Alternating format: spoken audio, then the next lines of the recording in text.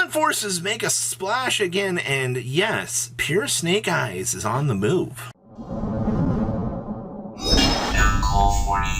You guys smash the living crap out of that subscribe button so you guys don't miss out on more Oz content. We're back for this week's Next Play Weekly, and this, I swear, like, YCSJ literally warped their meta in a not so positive light here. Well, the biggest represented deck in the room is still going to be Rescue Ace. Nothing has changed about this because Rescue Ace, remember, they still have a Auroradon, they can do all of the crazy lines of play. It's an entirely different battlefield over there that they have to deal with this. Luckily, you know, our version of the deck has kind of evolved a little bit different of a light, but that's okay. Now, we had two, and I repeat, two Silent Forces challengers in the room here. Now, what's actually kind of cool about this is YCSJ kind of inspired more people to kind of take a look at Silent Forces. A lot more people kind of realized and went, hey, you know, there is actually something to this deck right now, right? Like, you need to give some consideration to some of the ideas and influence that is kind of being brought about because of this.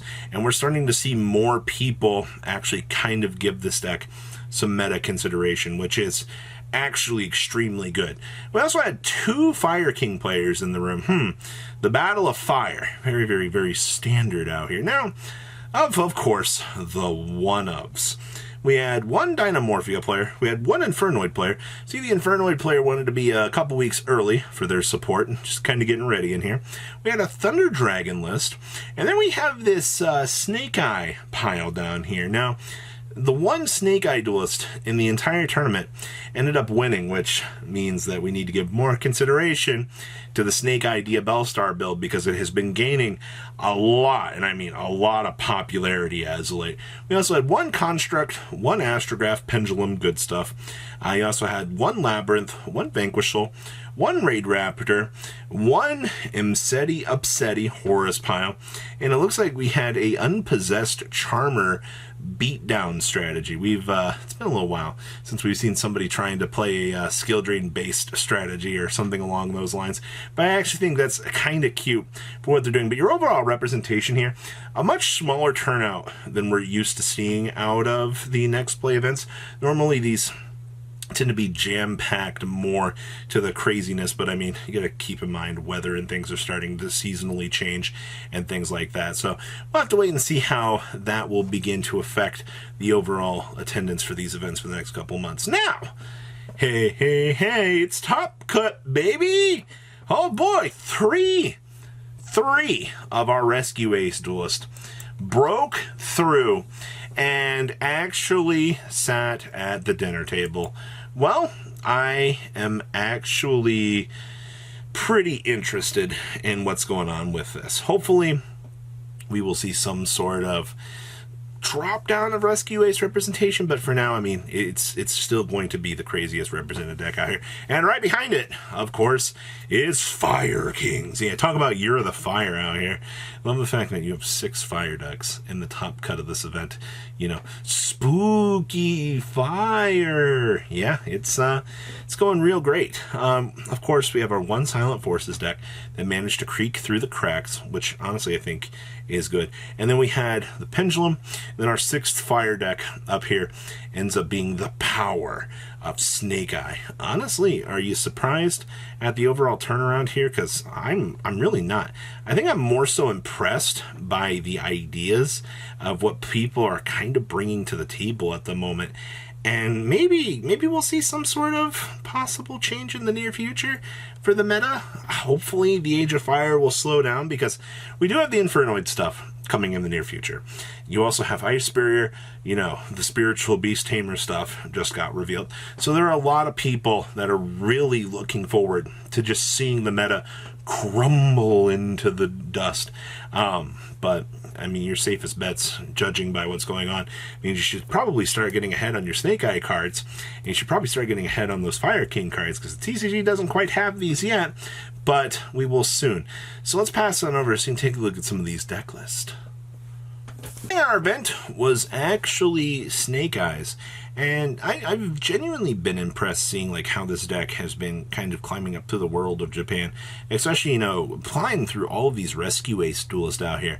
You know, this deck just kind of, first of all, the Flamberge Dragon is really good. Also, being able to subdivert monsters into the spell and trap card zone is kind of cute, actually.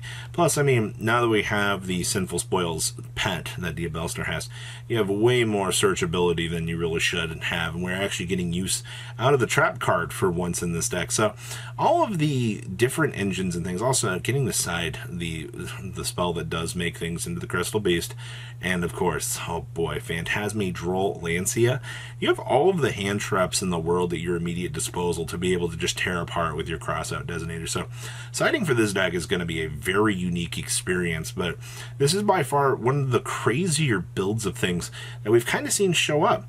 Next up here, we have Fire Kings. Yeah, still playing the Sinful Spoils package as per usual.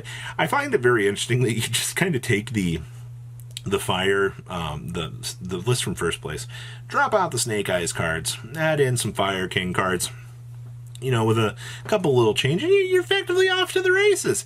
It's crazy how much interchangeability that we're seeing here, similarly with these lists, that's giving them a different chance to test out different ideas.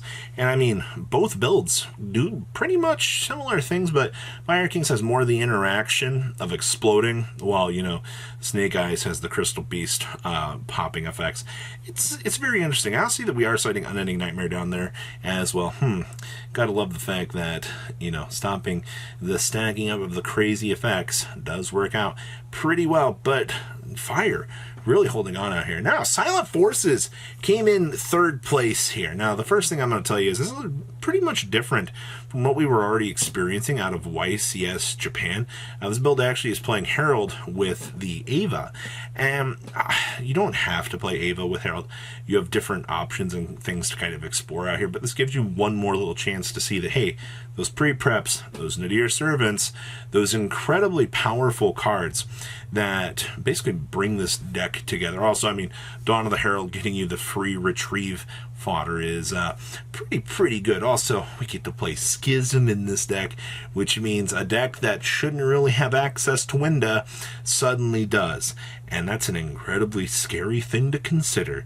Alright, all because Diviner of the Herald is a card.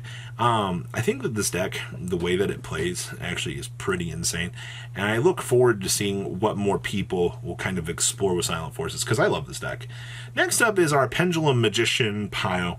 I see that we are playing 2 copies of the Wings of Light. Okay. Pretty interesting to kind of see what's going on there. See that we are playing poor Darkworm, still sticking around it too.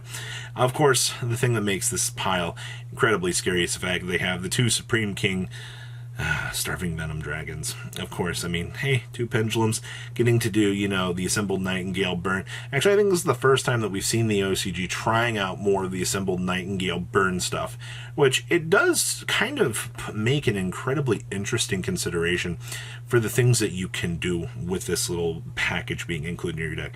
I don't think that it's all that good anymore, but it's one more thing to consider. Also, triple Magical Midfield Breaker. YCSJ did bring a little bit of a spotlight back to Magical Midfield Breaker. Sick of your opponent interacting with your cards? No, man. Magical Midfield Breaker's there to clean things up for you. Actually, really nice.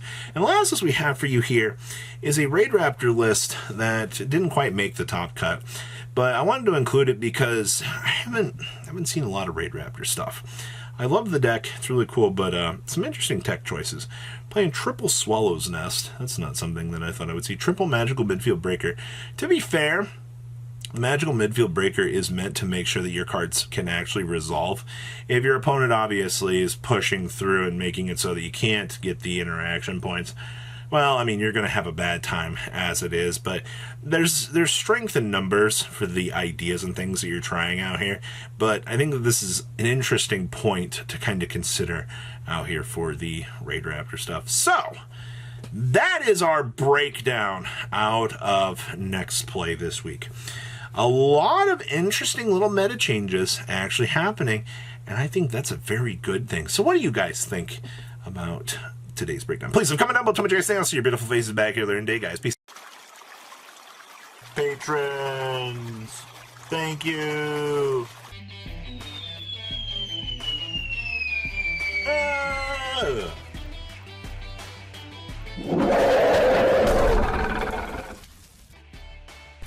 Thank you so much for watching. Check out these other videos.